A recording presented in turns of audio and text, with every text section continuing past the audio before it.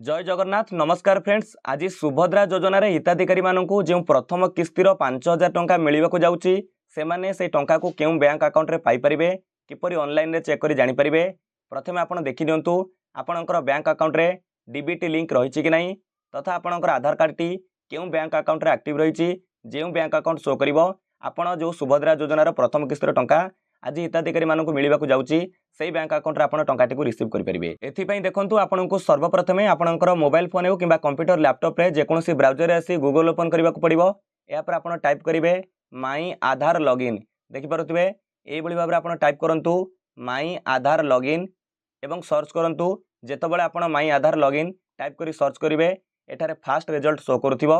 Website रो ना हेउची myadhar.uidai.gov.in eighty लिखा जाइथिबो माई आधार login.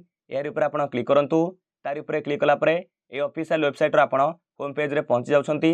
Eighty देखंतु लिखा जाइछि राइट साइड रे लॉगिन लिखा जाइछि आपण को एटी लॉगिन ऊपर क्लिक करिया को पड़िबो। जेते बेले आपण लॉगिन ऊपर क्लिक करूछंती एमिते एक नया पेज ओपन हो जाउछि। एठारे देखंतु आपण को कोन करिया को पड़िबो हिताधिकारी आधार नंबर को टाइप करिया को पड़िबो। देखंतु एटी आपणकर आधार नंबर टाइप करिवे या पर जो कैप्चा कोड लिखा जाइछि से कैप्चा कोड को सटीक भाव में फिलअप करेंगे।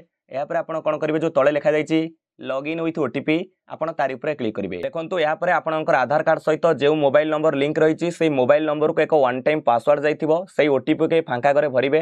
तापर एठी लॉगिन ऊपर क्लिक करंतु। देखंतु आपण लॉगिन ऊपर क्लिक कला परे एमिति आपण माई आधार रे लॉगिन हे जिवे। एठी देखंतु आमे जानिबा आपणकर बैंक सीडिंग स्टेटस किपरि चेक करिवे। एठी आपण तळकु स्क्रॉल करि आसीबे देखि पारथिबे लिखा जाइछि बैंक सीडिंग स्टेटस आपण एठी बैंक सीडिंग स्टेटस ऊपर क्लिक करिवे।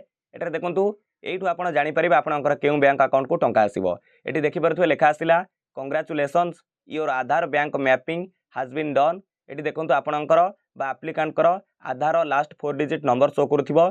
एठी देखंतु गुरुत्वपूर्ण कथा बैंक नेम रे लिखिछि स्टेट बैंक ऑफ इंडिया अर्थात ए जो हिताधिकारी आवेदनकारी आधार नंबर मु मारिली तांकर आधार कार्ड टी स्टेट बैंक ऑफ इंडिया रे लिंक रहिछि। एठी देखंतु लिखिछि एक्टिव बैंक सीडिंग स्टेटस रे लिखिछि एक्टिव अर्थात जदि आपणकर एठी आधार कार्ड टी बैंक कोनोसी बैंक सहित लिंक नथिबो एक्टिव नथिबो तो एठी लिखिबो इनएक्टिव आधार आपनको बैंक अकाउंट रे जाइकि आधार कार्ड लिंक करबा को पड़िबो।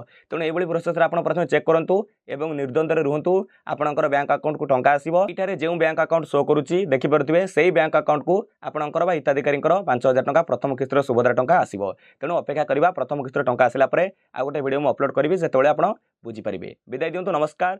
जय हिंद जय भारत जय जगन्नाथ।